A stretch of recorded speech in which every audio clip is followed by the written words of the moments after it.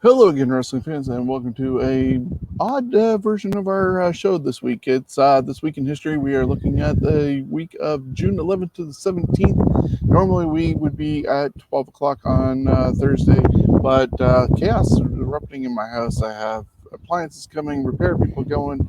I have pergolas being put up, patios being put down. I got car repairs going on. I'm actually at London Kia while my car is being repaired, so we can do this. So I apologize for the craziness, but we want to make sure we get this show out there for everybody and we keep up with the weeks. Thank you for joining us on YouTube and Facebook, also on our podcasts on Stitcher, Spotify, iHeartRadio, anywhere you get podcasts from. We're here for you. Send us a line at scumbagswrestling@gmail.com. Check out our website, scumbagswrestling.ca. And want to remind you, our shirts are available at prowrestlingtees.com/scumbags wrestling, and you can get our 4 t-shirts. Of course, the comic book version is supporting Steven's wrestling journey and the Kerry Malformation research going on at Children's Hospital in Toronto. And of course, we are always sponsored by Coolbet. Stay cool, bet responsibly, and they're the ones who bring us our shows each week, along with the Scumbags Prediction League. When this week we're going to be doing it again on Sunday for WD Hell in a Cell. So now that I got all that over with, I'm going to be probably in and out with my voice, but the guy is going to lead us through the history, as always, from Niagara Falls. Jonesy, how are you? I'm doing fantastic. I love the set behind you. Maybe this could be a whole new thing. You're at a completely different place. So we might not hear as often from Shawn, and he's going to be muting himself so we don't hear the wind, but actually that hasn't been too bad. So. Yeah. They're also calling different service requests for picking up phone numbers and stuff like that. So I'm going to be muting as much as possible to avoid that for you, the listeners, to hear that. But I will be interjecting into some insights if I remember certain things going on. So if we want to get this train going, I'm good to go with date number 1, June 11th. Okay, here we go. June 11th. 21 years ago, WCW, the Great American Bash, from Baltimore Arena. In this crappy event, Goldberg turned heel in an awful main event match. Vampiro defeated Sting in a Human Torch match. And Jeff Jarrett defeated Kevin Nash to retain the WCW World Heavyweight Championship. And Ernest Miller was the special referee. Are we surprised that WCW was out of business a few months later? Because isn't this was this 2000 or 2001? This would be 2000. Yeah, so within a year later, they were out of business. And if I remember right, listening to some Conrad Thompson podcasts, depending on who it is, buy rates were in only like 5-digit figures. Tens of thousands, not hundreds of thousands, or even million viewers for these events. So things definitely went AWOL after getting some wonky creative, along with, of course, you got to look at the AOL Time Warner merger. Yeah, and June and all the way through July so far that I've been doing, all the pay-per-views are down more than half of what they were just 2 years ago. Yeah, it's crazy. All right, so we're going to continue. 15 years ago, WWE presented Hey, be quiet back there, darn woman. 15 years ago, WWE presented ECW One Night Stand. The show served as the relaunch of ECW. Taz defeated Jerry Lawler by submission in just 35 seconds. A little too long, if you ask me. Rey Mysterio fought Sabu to a no contest in an Extreme Rules match for the World Heavyweight Championship. And Rob Van Dam defeated John Cena in an Extreme Rules match to win the WWE Championship. Yeah, that was an interesting main event because I believe, if I recall right, Edge ended up coming out and spearing Cena and took off his motorcycle helmet that he was disguising himself, and that helped with the win. But there was the whole signs of if Cena wins, we riot going on. Cena would take off his shirt and throw it into the crowd. And because they were at the Manhattan Center for this event, people, and they were clearly old school ECW fans, they were throwing the T-shirt back at him, and he went back and forth a whole bunch of times before he finally gave up and just put it to the side of the ring.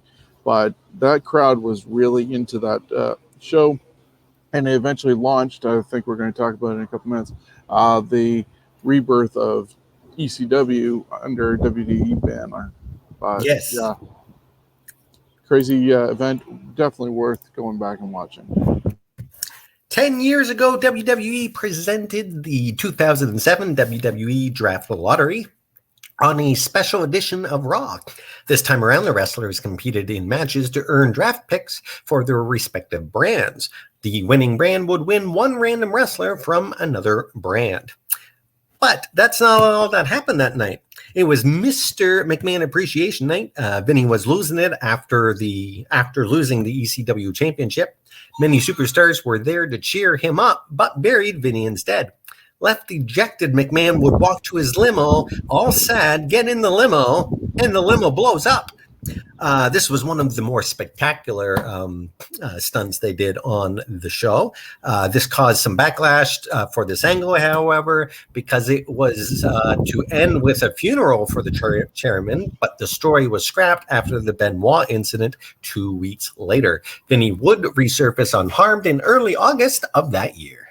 Yeah, I know you can't see on your screen what's going on, but I have... I can now. Oh, a GIF of the limo being blown up when Vince got in there, and he had looked around, and the guy, and I think they were going to have it as an angle where obviously somebody from the family was trying to get rid of him, and they were going to lean towards also the illegitimate son, I think, which they did eventually do, and it's Hornswoggle because I think it was supposed to be Ken Kennedy originally, and so all these plans got scrapped, but also that night, it kind of cost Paul London his job, because as Vince is sadly walking through the back and out of the arena, everybody's lined up, and Paul London, for whatever reason, whether it was nerves or knowing what was going to happen, or could not keep a straight face, and was ended up being seen laughing as Vince went past him, and it ended up costing him his job. Oh, that's a bad time to get the giggles. Oh, yeah. That's a good way to get someone fired you don't like. True. All right. Yeah, I can see the pictures only when I click back to go see it. Okay. And it is a happy 62nd birthday of Terrence Wayne Terry Allen, a.k.a. Magnum TA. This Tom Selleck-looking wrestler had a short career after a car accident ended his in-ring career. Magnum was a two-time NWA U.S. champ and was looking to become a world champ before his Porsche crashed into a telephone pole. Did you know he is the stepfather of wrestling prodigy Tessa Blanchard and the godfather of Cody Rhodes? Yeah, actually, I did know about that. She's very close. Oh, I figured you did.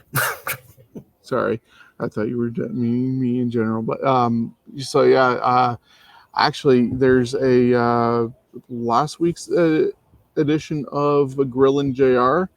They actually do a whole career retrospective for Magnum TA, and that's where those sort of obviously the facts about him come up in that with who he's related to and Godfather. And apparently, Andre the Giant was the one who named Magnum TA. Wow. I did not know that. There you go. All right, we're moving on to 45 years ago. James Irwin Mont, a.k.a. Toots Mont, died after a long battle with pneumonia, and he was 82. He entered our Earth realm on January 18th, 1894 in Garden Grove, Iowa. Mont would begin wrestling at age 18. he would have his first wrestling lesson given to him by Jack Taylor. He would join the camp of Ed the Strangler Lewis and would serve as the jack of all trades for Lewis, sparring partner, trainer, opponent, and police officer. Mont and Lewis would work on new holds and counters and would combine Greco-Roman and freestyle wrestling and call it Slam Bam Wrestling. Mont, along with Lewis and manager Billy Sando, would revolutionize the business together and be known as the Gold Dust Trio. Different type of gold dust. Lewis and Sandow would serve as bookers and agents for the wrestlers at their events, and Mont would introduce time limits and scripted finishes for matches. The new style of Slam Bam Wrestling style wrestling worked and took wrestling out of the burlesque theaters and shitty halls into major sporting venues. He went in the WWE Hall of Fame Legacy Wing in 2017, and there's a heck of a lot more to this man's story. You can always look it up. Moving on to June 12th. 34 years ago in Tokyo, Japan, Antonio Inoki defeated Masa Sato in a tournament final to become the first IWGP Heavyweight Champion. The New Japan Pro Wrestling founder would hold the title one time for 325 days before a fractured foot forced him to vacate the title. 23 years ago in Tokyo, Japan, Kenta Kobashi defeated Toshiaki Kawada to win the All Japan Triple Crown Heavyweight Championship. That's easy for you to say. Oh, man, that one. I just got to say Kawada. 21 years ago on Raw is War from St. Louis, Missouri, Crash Holly defeated Gerald Briscoe to win the WWF Hardcore belt. 20 years ago at a SmackDown taping in Baltimore, Maryland, Test defeated Rhino to win the WWF Hardcore belt. Near the end of the match, former WCW Nitro hottie Stacy Keibler made her WWF debut. No complaints about Miss Keibler. I got a picture of her up there right now, but it's funny when the Nitro Girls search was going on that they did this special with Nitro and all that. She was for obvious reasons with the way she looked, but she was like my instant pick when they were going to different colleges or whatever. And I saw her and like, there's your winner. And sure enough, she won. And then you get guys like David Flair who ended up hooking up with her. Test got hooked up with her. George Clooney, but the guys that she ended up being with, especially in the wrestling world, they were overachievers for sure. Yeah, too bad Test is gone now because he could have been bragging. Oh, yeah, I had a Clooney girl. She was mine before she was yours. Moving on, 16 years ago, WWE presented ECW One Night Stand. Born from the mind of Rob Van Dam came this ECW reunion spectacular. Tommy Dreamer would be point man on this one. He'd write, produce, and main event a WWE pay-per-view. The record sales of the DVD, The Rise and Fall of ECW, helped convince the WWE brass this pay-per-view would be a great idea, and it was. Stone Cold Steve Austin also made an unannounced cameo appearance. Some of the matches on the card: Rey Mysterio defeated Psychosis, Chris Benoit defeated Eddie Guerrero, Mike Awesome defeated Masato Tanaka, and the Dudley Boys defeated Tommy Dreamer and the Sandman. Yeah, I'm not sure if it was this one or I think it was this one. Might have been the year later, but regardless, we've talked about both One Night Stands from 2005 and 2006, but there was a huge brawl afterwards. And John Layfield kind of took advantage and ended up bloodying up the Blue Meanie in that one encounter. So was not a memorable night for him. No, but the one thing in that whole card was the Mike Awesome Masato Tanaka match. They were both just absolutely fantastic. Oh, yeah, for sure. That was definitely a throwback to the old ECW realm for sure. Oh, absolutely. 10 years ago, TNA presented Slammiversary 9 from the Impact Zone. Bully Ray defeated AJ Styles in a last man standing match. Mr. Anderson defeated Sting to win the TNA World Heavyweight Championship. And Kurt Angle defeated Jeff Jarrett to become the #1 contender for the TNA World Heavyweight Championship. Had Angle lost, he would have given Jarrett his Olympic gold medal. 81 years ago in Kansas City, Orville Brown, one of my personal favorites, defeated Bobby Bruins to win the Kansas City version of the Midwest Wrestling Association World Heavyweight Championship. This was his first of 11 reigns. 39 years ago, High Chief Peter Maivia died of cancer in Hawaii. He was just 45. Maivia, the maternal grandfather of Dwayne "The Rock" Johnson, is a member of the Noi family.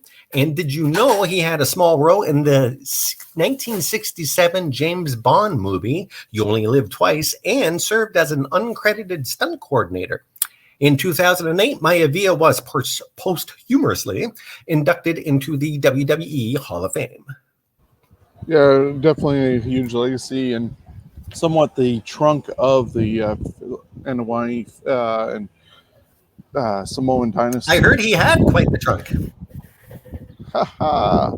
And the thing is, if anybody's watching The Young Rock, everything picks up after Peter has passed away. So I doubt, unless they go even a little bit further back and have his grandmother remembering, we won't see any guest appearance by somebody posing as High Chief Peter Maivia, unlike how we see Andre and Randy and Sheik and the Samoans and obviously Rocky Johnson. Mm-hmm. All right. I've switched to water now, so I was drinking something with too much fizz. 25 years ago, the World Bodybuilding Federation presented the second WBF Championship from the Long Beach Convention and Entertainment Center. The second year was worse than the first. Their booked host fell through in Lou Ferrigno.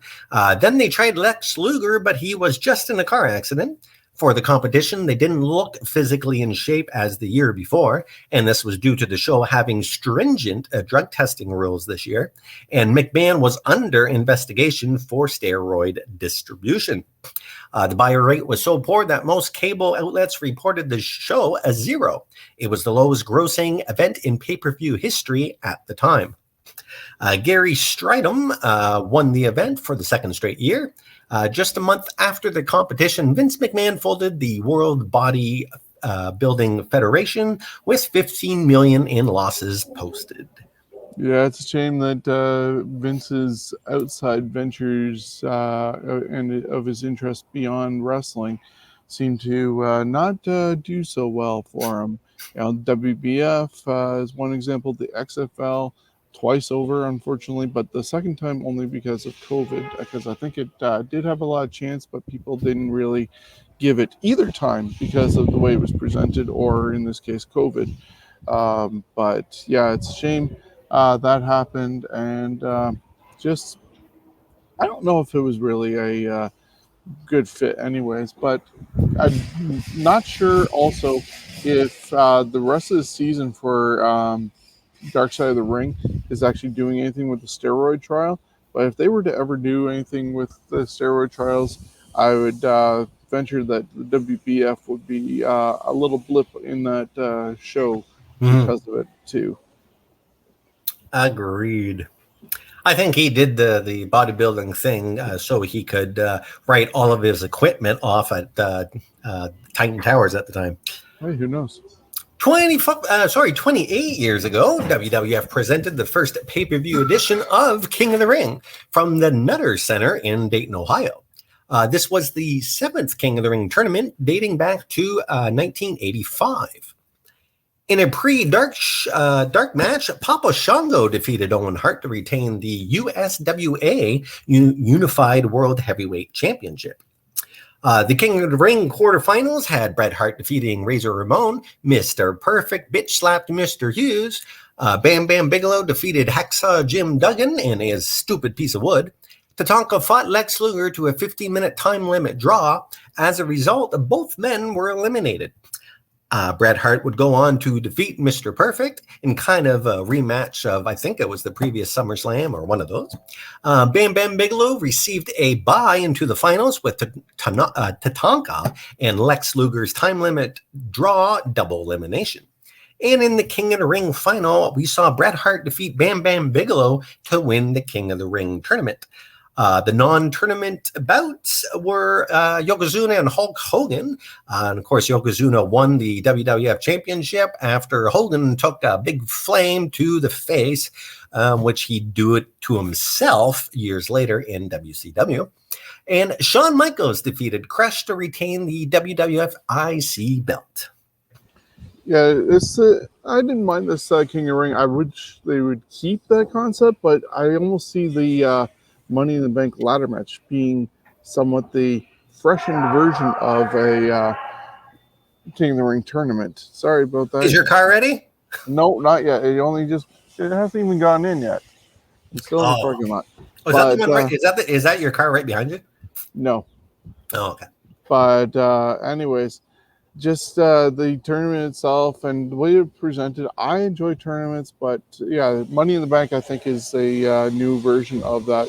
And then this was Hogan's one and only title defense of the world title after getting it from Bret Hart at WrestleMania 9 and then lost it. And then he totally left. Actually, my card's going in right now. Oh, excellent. All right, 22 years ago, WCW presented the Great American Bash. Sid Vicious would return to WCW at this event. Ric Flair defeated Rowdy Piper by DQ, with Buff Bagwell interfering, giving Flair not only the win, but the new presidency of WCW, which was on the line. Rick Steiner defeated Stink in a Falls Count Anywhere match to retain the WCW TV title, but the match didn't end by a pinfall, but instead the referee stopped the match because Sting was attacked by dogs. The Jersey Triad, which was Diamond Dallas Page and Kanyon, defeated Chris Benoit and Perry Saturn to win the WCW tag belts. And Kevin Nash defeated Randy Savage by DQ to retain the WCW World Belt. 17 years ago, WWE presented Bad Blood. Trish Stratus defeated Victoria, Lita, Gail, and Gail Kim in a fatal four-way match to win the WWE Women's Belt. And Triple H defeated Shawn Michaels in the longest Hell in a Cell match in WWE history at 47 minutes and 30-some-odd seconds. 15 years ago, WWE presented the first episode of the rebooted ECW. In the opening segment, Rob Van Dam was presented with the ECW Championship. RVD was also the WWE Champion at the time. Also, a 19-year-old Barbie Blank made her debut as an exhibitionist Kelly for Kelly's Exposure. The Sandman defeated the Zombie in just 17 seconds.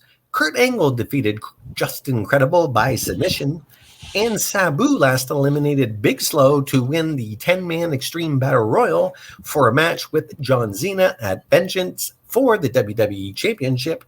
Big Show would eliminate 8 of the 10 men. Yeah, this was quite the episode of the first one for ECW Reboot.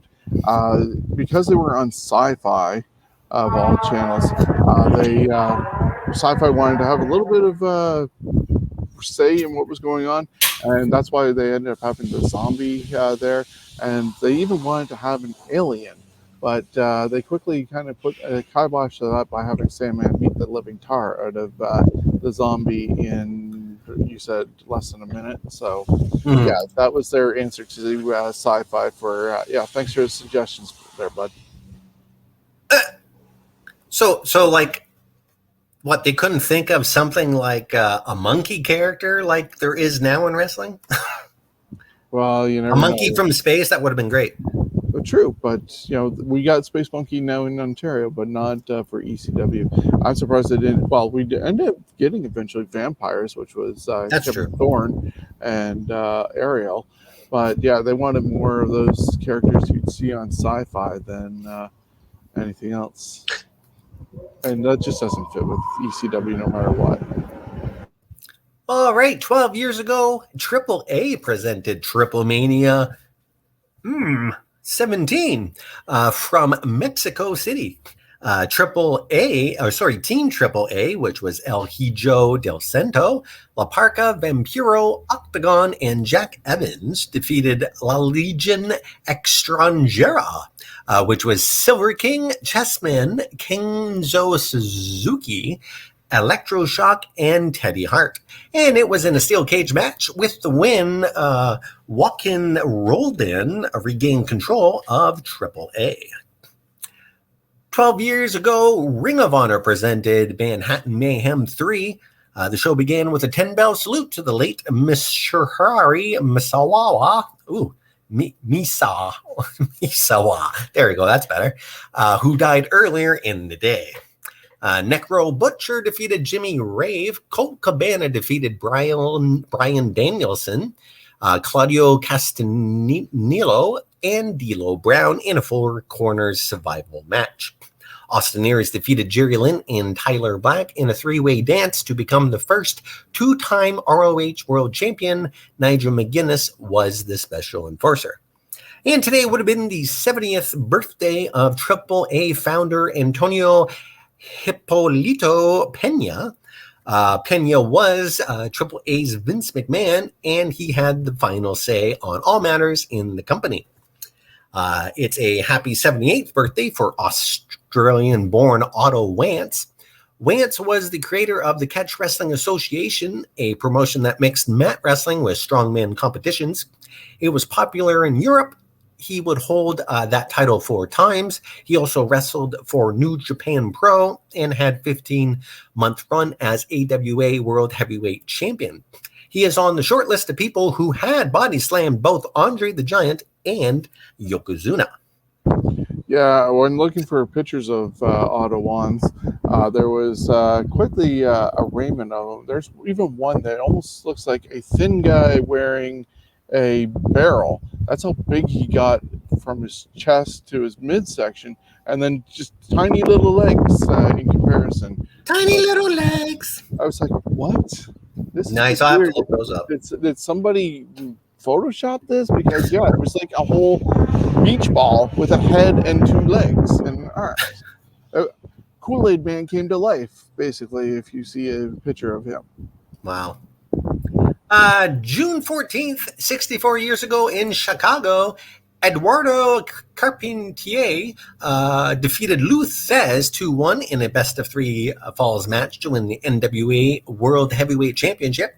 But since Carpentier won on a referee's decision to call the match when Lou Thesz was deemed unable to continue, most parts of the world still actually considered Thesz the champ. Only a handful of territories, that doesn't make sense.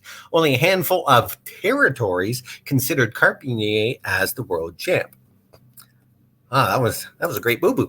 39 years ago in Green Bay, Jim Brunzell and Greg Gagne defeated the East-West Connection, which was Adrian Adonis and Jesse Ventura, to win the AWA World Tag Team Championship.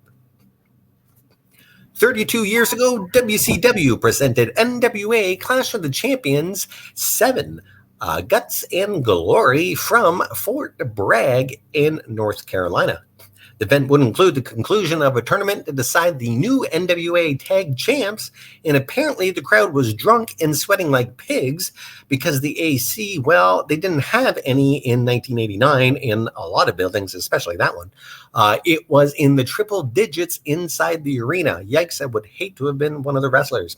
The fabulous Freebirds, Jimmy Garvin, oh man, imagine how sweaty his hairy chest was. And Michael Hayes defeated the Midnight Express, Bobby Eaton, and Stan Lane to win the vacated NWA World Tag Team Championship. And Ricky Steamboat defeated Terry Funk by DQ. Yeah, it's not conducive to have a wrestling event with people who already sweat a lot without having a air conditioning system, and especially those guys in the 80s that really didn't do manscaping. Now, guys like Ricky and them, most of them guys were probably fine because they're used to being hot and working in hot conditions, so they were fine. But yeah, a lot of those fans, that would have, for security, I bet you that was a fun night. 28 years ago in Columbus, Ohio, the Steiner brothers, Rick and Scott, defeated Money Inc., Ted DiBiase, and IRS to win the WWF Tag Team Championship. Then 2 days later, went back to Money Inc. just for them to cough it up 3 days again later. 23 years ago, WCW presented the Great American Bash. Booker T defeated Chris Benoit to win their best-of-7 head-to-head series 4-3. The win also gave Booker T a WCW World TV Championship match later in that show. Chris Jericho defeated Dean Malenko by DQ to win the vacated WCW Cruiserweight Championship. Booker T would go on and defeat Fit Finlay to win the WCW World TV belt. Goldberg defeated Conan quickly to retain the U.S. belt, and it was his 100th win.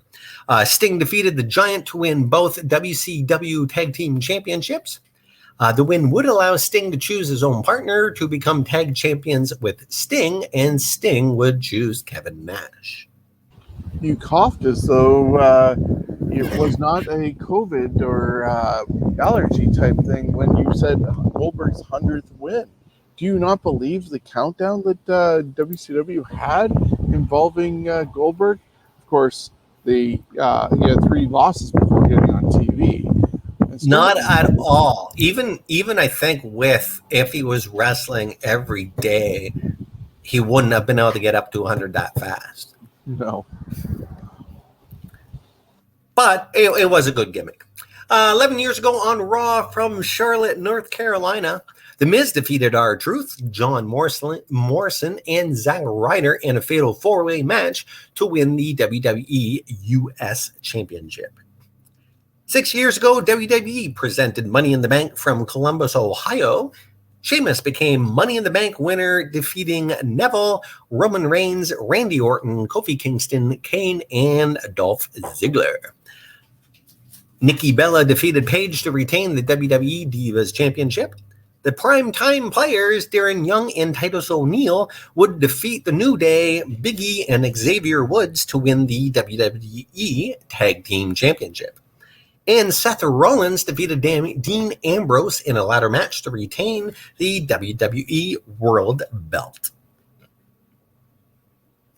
June 15th, 42 years ago in Tupelo, Mississippi, the Blonde Brothers, Wayne Ferris and Larry Latham, defeated Jerry Lawler and Bill Dundee to win the AWA Southern Tag Team Championship.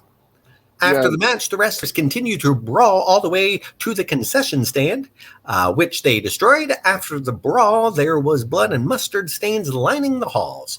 This would become known as the Tupelo concession stand brawl.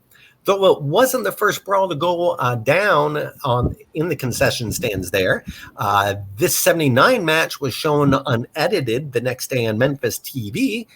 This match some consider to be the birth of hardcore wrestling. Yeah, if you look at the screen right now, there's a picture of the Blonde Bombers, and think that the gentleman on the right-hand side with that mullet and the goatee is actually the Honky Tonk Man. Wow, what a stupid-looking goatee. Yeah. Who grows those things? I don't know. Go figure. But and now if you see Honky Tonk Man now, he's almost looking back to the way he did as a Blonde Bomber than he does as the former Honky Tonk Man. Hey, Honky is a handsome man. Those honkettes were very lucky. 24 years ago, WCW presented the Great American Bash. Ultimo Dragon defeated Psychosis.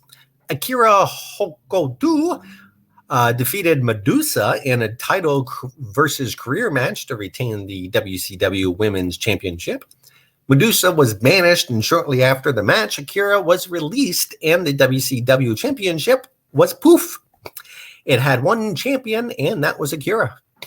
The Outsiders, Scott Hall and Kevin Nash, defeated Ric Flair and Rowdy Piper to retain the WCW World Tag Belt. And Randy Savage defeated Diamond Dallas Page in a Falls Count Anywhere match. Yeah, those matches between Savage and DDP definitely defined DDP's career, in my opinion, because he went from being a jobber to a main eventer all because of Savage, I feel. And definitely the sky's limits for DDP afterwards, becoming the People's Champion, developing DDPY, and everything he's done since, I think, is a lot due to his feud with Savage. And then you were talking about the women's division, or lack of, in WCW, where they had one champion and done. Made it all worthwhile for Medusa to burn some bridges and dump the title into the garbage can on Nitro, didn't it? Oh, yeah. 18 years ago, WWE presented Bad Blood from Houston. This was the first brand exclusive pay-per-view in the U.S., as only Raw wrestlers were featured on the show. Scott Steiner defeated Test to win the Stacy Keibler's managing services. Booker T defeated Christian by DQ in a WWE Intercontinental Championship match. La Resistance, Rene Dupuis and Sullivan Grenier defeated Rob Van Dam and Kane to win the World Tag Team Championship. And Triple H defeated Kevin Nash in a Hell in a Cell match to retain the World Heavyweight belt. And Mick Foley was the special referee. Mm-hmm. So, interesting event. Definitely go back on WWE Network or Peacock, depending on where you're listening to us from, and check that out. Another decent event. You might also want to, Chris, go back one. We missed the unfortunate news about Stone Cold Steve Austin and Deborah. Oh, yes, I did. I'm sorry. I skipped over that. Okay. And actually, because I had to edit a lot of this out to make it fit about an hour, I was going to take this out because everyone really knows this, but 19 years ago in San Antonio, Texas, kind of an embarrassing thing for Steve Austin. Cops were called to the home of Steve Austin. Deborah Williams reported that Steve beat her up, leaving welts and bruises on her face and back. Stone Cold booked it out of there, and 2 months later would turn himself into Bexar County. Texas authorities. Steve was ordered... his sentence was to 1 year probation. He was fined $1,000. Had to go to not hit. I wrote this bad. He had to go to not hit your wife seminar and a no beer for him for a year. Well, he could drink beer, which was what he did for a while on TV, but it was the fake beer if you really looked close. Yeah, it was a downtime for Steve. I think it was also part of that time where he was really frustrated physically, mentally. He'd even walked out and taken his ball and went home. It was just a really downward time for Steve, and it's really good that he was able to turn things around and become the legend that he is fully today. Mm-hmm. 17 years ago at a SmackDown taping in Chicago, Rey Mysterio defeated Chavo Guerrero Sr. to win the WWE Cruiserweight Championship. Chavo would be released because of no showing 2 house shows. The WWE didn't buy his I was drugged and kidnapped story. Also, the Dudley Boys defeated Charlie Haas and Rico to win the WWE Tag Team Championship. This would make the Dudleys the first team to win both the Raw and SmackDown titles. 14 years ago, Sherry Russell, a.k.a. Sensational Sherry, would die of a drug overdose at her mother's house in McCalla, Alabama. She was 49. I cried in my pillow that day. 12 years ago, Vince McMahon announces that he had sold Monday Night Raw to Donald Trump. Trump's first order was a commercial-free Raw and a 3-for-all, having all 3 brands' championships defended. We saw Tommy Dreamer defeat Christian to retain the ECW belt. Randy Orton defeated John Cena and the Big Slow. And Triple H was in there too, and a fatal 4-way match to win the vacated WWE Championship. CM Punk defeated Edge and Jeff Hardy in a triple threat match to retain the World Heavyweight belt. And Triple H last eliminated John Cena to win the 10-man Battle Royal for the WWE Championship match at the Great American Bash. And after the match, Trump would announce that the match would happen the next week on Raw, in fact. Trump wouldn't last long as WWE stock fell 7%, ending the storyline. People actually thought that he bought it. Yeah, not really bright on that concept, but at the same time, they were really good They should friends. have just put a thing out to shareholders or whatever saying this is a storyline. Yeah, but kayfabe apparently was still real to them. Damn it. Ugh. Birthday hugs to Pamela Rose Martinez, aka Bailey, who turns 32. Before NXT and WWE, Martinez began her career in the California-based Big Time Wrestling for 4 years as Divina Rose. She'd move up to compete in the NWA Championship Wrestling from Hollywood, Shine Wrestling, and Shimmer women athletes. She is the first WWE Women's Triple Crown and Grand Slam champion. She has won various awards, including PWI's Top Female Performer in 2020. And it's also a happy 60th birthday to Scott Norton. May 16th, 28 years ago, WCW presented Clash of the Champions 23. The show was noted for the in-ring return of Ric Flair in WCW. WCW had him doing a talk segment, Flair for the Gold, as he waited out his no-compete clause with the WWF. The show was both the lowest rated and least watched Clash to date, and the Hollywood Blondes would end up taking the fall for the low ratings.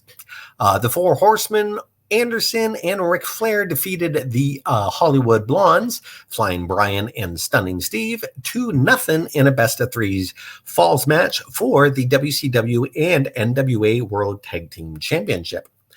As the second fall was won via DQ, the championships did not change hands. Yeah, it's unfortunate that the Hollywood Blondes got pegged for being the fault of that whole ratings thing, because the Hollywood Blondes were actually a really good team, and then they immediately got broken up after that, apparently not having good chemistry with Arn and Rick. And then going back, Rick and Arn fought them later on, but it was a downward thing for the Hollywood Blondes. With the Flair for the Gold segment, it's quite the thing that after all the different marriages that Ric Flair had, he's now in real life with Fifi the maid. Nice. Yeah, It's, good end story. about 2 years ago, they did a commitment ceremony with each other, and they're together. Him and Wendy are. But yeah, I guess it took him a couple marriages to realize that maybe she was the better thing for him. I don't know if they were actually anywhere intimate together during the time that she was part of WCW, but at least a good friendship was forged there that they were able to rekindle years later and move forward in life today. Mm-hmm. Yeah, and that's good. That's a happy moment. I'm gonna cry. 25 years ago, WCW presented the Great American Bash. The show was noted for the Scott Hall and Kevin Nash return to pay-per-view for WCW as they were interviewed by Eric Bischoff.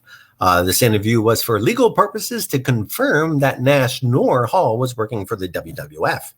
Moments later, Bischoff was powerbombed through the stage, which he did not give the names of the three people that would face the outsiders in the upcoming match. Dean Malenko defeated a debuting Rey Mysterio Jr. to retain the WCW Cruiserweight Championship. Ric Flair and Arn Anderson defeated Kevin Green and Steve McMichael. Late in the match, McMichael turned on Green. Post-match, Chris Benoit joined in the beatdown on Green. The Four Horsemen were reformed with Flair, Anderson, Benoit, and McMichael. The Giant defeated Lex Luger to retain the WCW World Heavyweight Championship. 23 years ago at a Raw is War taping in Austin, Texas, Adam Copeland makes his WWF television debut as the Tortured Soul Edge. His opponent, Jorge Estrada, was hurt following a somersault to the outside by Edge when his right leg landed badly on Estrada's head and injuring his neck. Edge would win by countout. 9 years ago, New Japan Pro Wrestling presented Domino 6.16 from Osaka, Japan. The show's main event was named the Match of the Year by Tokyo Sports Magazine. The main event was Hiroshi Tanahashi defeating Kazushi Okada to win the IWGP Heavyweight Championship. 8 years ago, WWE presented Payback. We saw Curtis Axel defeat Wade Barrett and The Miz in a triple threat match to win the WWE IC belt. This made Kurt Axel the first father and son duo to both hold the IC belt. His father, of course, is Mr. Perfect. AJ Lee defeated Caitlyn to win the Divas Championship. Alberto Del Rio defeated Dolph Ziggler to win the World Heavyweight belt. And John Cena defeated Ryback in a 2 out of 1 in a 3 stages of hell match to retain the WWE Championship. Stage 1 went to Ryback, in which was a lumberjack match. Stage 2 and 3 went to Cena, and those were the table match and the ambulance match, which I remember being a fairly decent match. Yeah, it's amazing that you were able to get a decent match out of Ryback, but when you have, I liked Ryback. Yeah, he wasn't the smoothest guy, but you know what? If he could have just bit his tongue and just gone with it, people loved the guy, and that was before they really were pushing him. So, I mean, I think he had a great look. They should have just kept him as the cheap version of Goldberg. It was working. Yeah, this was a good card to look back at because they have a lot of decent matches, especially with Chris Jericho against CM Punk, Dolph against Del Rio. You have Daniel Bryan and Randy Orton. It's a very stacked card compared to most. Yeah, and you know what, Ryback? I loved chanting. Oh, I forgot what the chant was. What, feed me more? Oh, yeah, feed me s'mores. Virginity more? Feed me more. It was a simple chant, and people love chanting, so it just worked. Moving on to June 17th, the last day here. 36 years ago at a WWF taping in Poughkeepsie, there it is, New York, former NWA World Heavyweight Champion Terry Funk made his WWF debut. So this is many years ago, folks. Funk would attack ring attendant Mel Phillips when Phillips had his hands full of Terry's ring gear and put Funk's hat on his head. He defeated Aldo Murillo by submission. Another debut happened on the card as well, as Randy Macho Man Savage made his first WWF in-ring appearance. Billed as wrestling's hottest free agent, many of the managers were at ringside scouting Mr. Savage.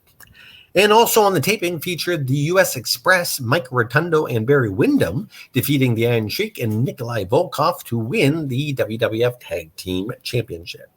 Yeah, you mentioned about Terry Funk playing some SmackDown on Phillips. Couldn't have happened to a better person, considering what we found out later on with Mel Phillips and the Ring Boy scandal going on. That guy, okay. Yeah, that guy definitely deserved a beatdown. He sure did. 14 years ago, TNA presented Slammiversary 5 from Nashville. Jay Lethal defeated Chris Sabin to win the TNA X Division belt. Sting defeated Christopher Daniels, and Kurt Angle defeated Samoa Joe, AJ Styles, Chris Harris, and Christian Cage in a King of the Mountain match to win the vacated TNA World Belt. And it's a happy 53rd birthday today to Pursuo legend Minoru Suzuki. He was born in June of 1968. Suzuki is a 2-time All Japan Pro Wrestling Triple Crown champ, a former IWGP Tag Team Champion, and former GHC Heavyweight Champion in Pro Wrestling Noah. Suzuki is also an accomplished mixed martial artist and amateur wrestler. He's the founder of Pancrase, one of the world's first MMA organizations, and was their second ever world champion. He also was a motion capture actor for the Tekken series of video games. And that is it for This Week in Wrestling History. It is, of course, compiled from the vast land of Google, Wikipedia, CageSideSeats.com, and most importantly, from fans and journalists that had front row seats to history. And a big thank you to our sponsor, of course, Coolbet, coolbet.com, and sports betting and casino games. Yeah, as always, thank you for Coolbet to be a part of this. And yeah, I'm going to put up that banner. It keeps on popping up and down at the moment. And Hopefully, of course, always remember to stay cool and bet responsibly. exactly. And so, yeah, we want to thank you all for joining us. This is a wonky week. Like I said, I'm on vacation, but it doesn't feel like a vacation because I got renovations, sick wife, and yeah, just car repairs as I'm doing right now at Kia. So thank you for joining us. I'm hoping there's going to be a podcast either tonight or tomorrow for the regular news updates. And of course, Sunday you can join me in the afternoon previewing uh, Hell in a Cell, which happens on the WWE Network this Sunday, and it's part of the Scumbags Prediction League. And you can end up winning, earning points towards our championship belt, which will be awarded next March. There's still time to join because we got the season divided into two parts. First season's ending at SummerSlam, and then beginning right after SummerSlam with AEW All Out. So there's always time you can get in there and earn points. You'll never fall too far behind. There's a chance of getting that championship belt. So thank you for joining us on YouTube, Facebook, and Stitcher, Spotify, iHeartRadio, everywhere you get your podcasts from. We are here at London Kia. If you want a car, I recommend them. I've always been with London Kia for since 2005. And yeah, if you're in the area, go check them out. Cheap plug since I'm using their internet and doing podcasts from here. So thank you, London Kia. And thank you, Chris. We will No talk to problem. you later. We're hoping to get back to also Fantasy Warfare Tournament. Steven's been kind of crazy with his schedule, also having the reopening of Ontario. So everybody stay safe. Enjoy the reopening in the different stages that they are, and we'll catch you later.